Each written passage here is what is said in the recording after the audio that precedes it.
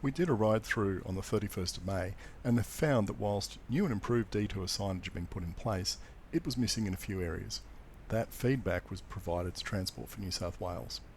I did a follow-up ride through today and found that new signage had been installed in 2 of the locations we identified as deficient. That's great.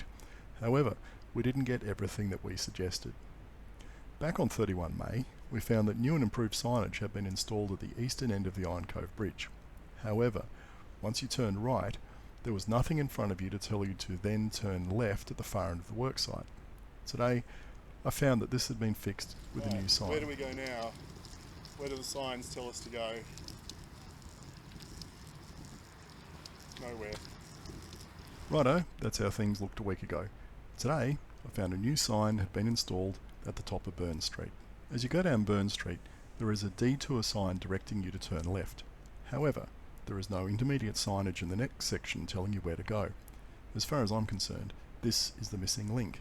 When I did a ride through in May, my test subject, who didn't know the route, turned up the first street on the left, thinking that was the right way to go. You actually want the third street on the left, but you can't see that detour sign from the corner of Burn Street. Ideally, when you get to one detour sign, you should be able to see the next sign off in the distance. Because of the bend in the road, that isn't possible. This isn't an issue during the week when there are traffic controllers along this section of road, and there are lots of additional temporary detour signs all over the place. But when the site isn't staffed, it's easy to lose the detour route. I know these might seem like small things, but it shows that progress can be made if we provide sensible feedback. I just wish Transport for New South Wales would start doing ride-throughs themselves as a basic project quality and safety process. It's pretty frustrating that we've had to find and document all the safety and wayfinding defects that are self-evident when you jump on a bike.